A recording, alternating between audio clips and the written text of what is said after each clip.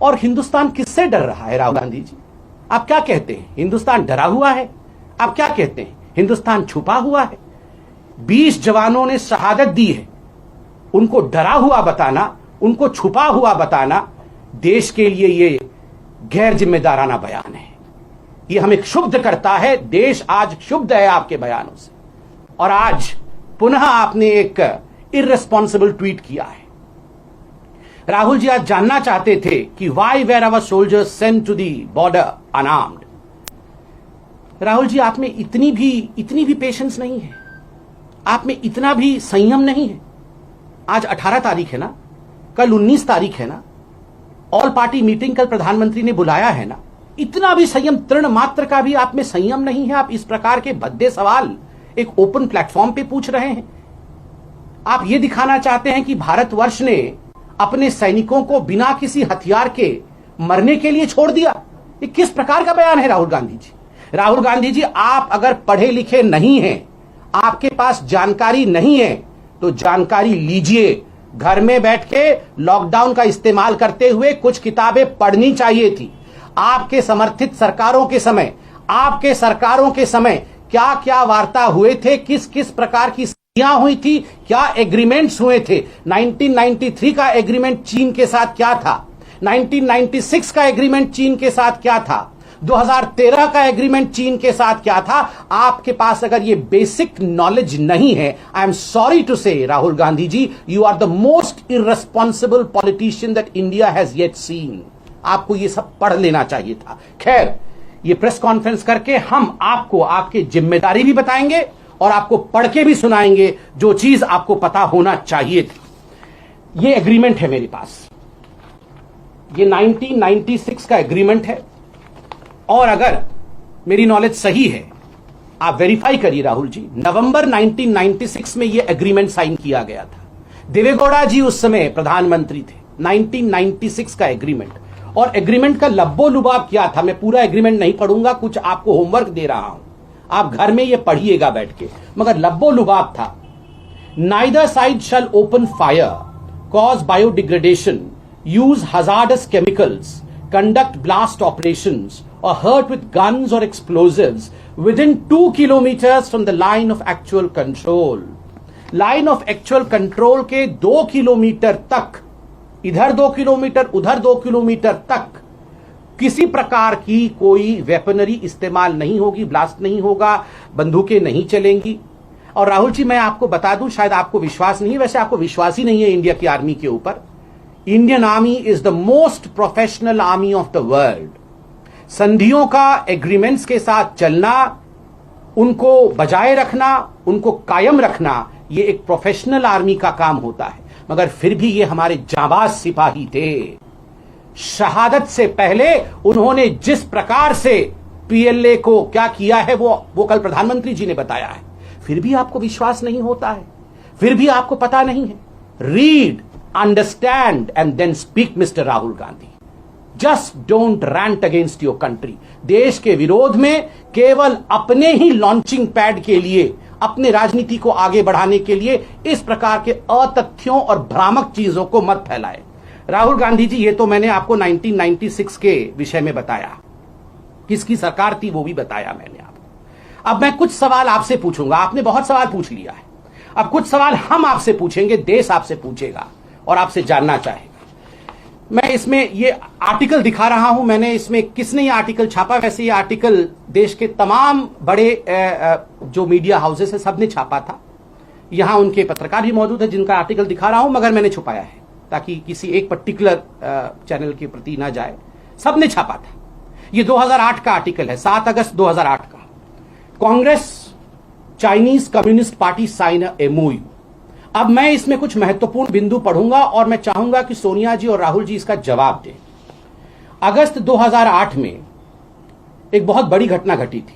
India's ruling Congress and Communist Party of China on Thursday signed a pact to put in place a mechanism that would help regular high-tech exchanges between both these parties. मतलब कांग्रेस और communist Party of China के बीच में बहुत सारे आदान प्रदान हो, उसके लिए एक एमओयू साइन किया गया 2008 में। मित्रों, एमओयू, मेमोरेंडम ऑफ अंडरस्टैंडिंग, आपने देशों के बीच में सुना होगा, मंत्रियों के बीच में होता है, ये सुना होगा। दो पॉलिटिकल पार्टीज के बीच में ये कितनी बार सुना है, आप जरा बताएं। और क्या हुआ था इस एमओयू में, जरा मैं पढ़ के बताता हूं। The MOU was signed by the Chinese Vice President and Standing Committee member of CPC. CPC माने Chinese Communist Party, जो Communist Party of China. CPC's Politburo, Xi Jinping and Congress General Secretary Rahul Gandhi in the presence of his mother and party President Sonia Gandhi. आप बताइए, उस समय सी Jinping साहब president नहीं थे China के, उस समय उनके पार्टी के वो जनरल सेक्रेटरी थे। उनके पार्टी के जनरल सेक्रेटरी सी जिनपिंग साहब और हमारे देश के कांग्रेस पार्टी के जनरल सेक्रेटरी राहुल गांधी जी के बीच में ये एमओयू साइन होता है और सोनिया गांधी जी वहां मौजूद रहती हैं। And this is strictly on a party to party basis. ये एमओयू देश के लिए कोई मतलब नहीं रखता है, सरकारों के लिए कोई मतलब नहीं रखता है, strictly on party to party basis. मतलब कांग्रेस और सीपीसी के बीच में to consult each other on important bilateral, regional and international development. मतलब ये कांग्रेस पार्टी और CPC, Communist Party of China, एक दूसरे को कंसल्ट करेगी किन विषयों में? कोई भी इंटरनेशनल विषय होगा, कोई भी बायलैटरल विषय होगा और कोई भी रीजनल अर्थात साउथ ईस्ट रीजन का विषय होगा, इसमें ये आपस में कंसल्ट करेंगे। और आप सुनिए आगे क्या कहता है। मुझे तो आश्चर्य होता है, मीडिया चैनल्स ने उस समय रिपोर्ट किया था और मैं चैनल से रिक्वेस्ट करूंगा कि प्लीज इसे रिविजिट करिए।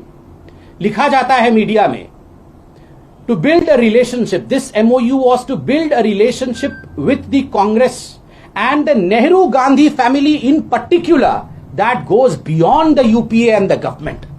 ये यूपीए और सरकार से परे केवल नेहरू गांधी परिवार के नजदीक आने के लिए ये MOU साइन किया गया था। राहुल जी, जब डोकलाम हुआ था 2017 में, मीडिया मेरे सामने खड़ी है, चतुर्थ स्तंभ है ये, इनके बिना हम अधूरे हैं।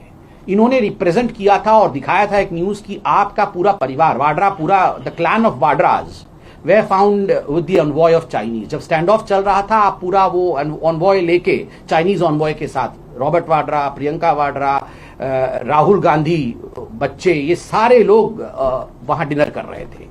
पहले रणदीप सिंह सुरजेवाला आके मना करते हैं कि नहीं नहीं, ये तो झूठी बातें हैं, ये मिस इन्फॉर्मेशन है, भ्रामक है। बाद में जब मीडिया ने तस्वीर दिखाई तो आपको एक्सेप्ट करना पड़ा कि हां, हम चुपके चुपके डिनर कर रहे थे। क्यों? ये एमओयू साइन होने के बाद आप स्टैंड ऑफ के समय चुपके चुपके डिनर कर रहे होते हैं। और आज जब हिंदुस्तान शक्ति के साथ खड़ा है, प्रधानमंत्री ने कहा है संप्रभुता के साथ किसी प्रकार का कोई भी कॉम्प्रोमाइज नहीं होगा। और जब जब प्रधानमंत्री नरेंद्र मोदी जी ने कुछ कहा है ऐसे विषयों पे, तब तब आपने देखा है कभी भी he has not let down his words. और फिर भी आप देश के सेंटीमेंट के साथ खिलवाड़ कर रहे हैं, ऐसे अतथ्य पूछ रहे हैं। Rahul ji, B responsible. आप रेस्पॉन्सिबल बनिए, जिम्मेदार बनिए। सर्जिकल स्ट्राइक हुआ था, आपको किस पे विश्वास है? देश के प्रधानमंत्री पे विश्वास नहीं। रक्षा मंत्री ने देश के आपको आश्वासित किया था कि 1 इंच जमीन हिंदुस्तान की हम नहीं जाने देंगे, आपको उन पर विश्वास नहीं। गृह मंत्री ने कहा था कि बिल्कुल डट के हिंदुस्तान खड़ी है, गृह मंत्री पे आपको भरोसा नहीं है। इंडिया के आर्मी के चीफ ने आज से 4-5 दिन पहले देश को आश्वस्त किया था, आपको आर्मी चीफ पे भरोसा नहीं है। जब डीजीएमओ ने प्रेस कॉन्फ्रेंस करके सर्जिकल स्ट्राइक के विषय में जानकारी दी थी, राहुल गांधी जी ने डीजीएमओ को झूठा बताया था और उस समय खून की दलाली की बात की थी। एयर स्ट्राइक पे आपको विश्वास नहीं है। मैं सवाल पूछना चाहता हूं राहुल गांधी जी से, किस पे विश्वास है आपको? अगर हिंदुस्तान पे, हिंदुस्तान के प्रधानमंत्री पे, हिंदुस्तान के रक्षा मंत्री पे, हिंदुस्तान के गृह मंत्री पे, हिंदुस्तान के निवासियों पे, हिंदुस्तान की आर्मी पे आपको भरोसा नहीं है, तो राहुल गांधी जी किस पे भरोसा है आपको? ये ट्वीट करके बताएं। बंधुओं, मैं अंत में ही कहूंगा कि राहुल गांधी, ये भारत है, 1962 का भारत नहीं है, 2020 का भारत है। डी एस्केलेशन के विषय में मैं नहीं कह सकता, वो मिलिट्री और सरकार उसमें स्टेटमेंट दे रही है। Mister Rahul Gandhi, you need to de-escalate your misinformations. Rahul Gandhi ji को अपने मिस इन्फॉर्मेशन और प्रोपेगेंडा की राजनीति को तुरंत तत्क्षणात डी एस्केलेट करना चाहिए, क्योंकि हिंदुस्तान राहुल गांधी जी को अपने इस प्रकार के एस्केलेशन के लिए माफ नहीं करेगा। और अंत में हिंदुस्तान हर फ्रंट पे जीतेगा, कोरोना से भी जीतेगा, चाइना के साथ जो स्टैंड ऑफ है उसके साथ भी, उसमें भी जीतेगा। और कांग्रेस पार्टी, आप अगर खुल के हिंदुस्तान के सेंटीमेंट के खिलाफ खड़े हो जाएंगे, हम आपसे भी जीतेंगे। We will fight all the 3 C's together. Corona, as far as the standoff with China is concerned, we are confident, and as far as Congress is concerned, we will win this war against misinformation and irresponsibility against Congress. Thank you so much, my friends.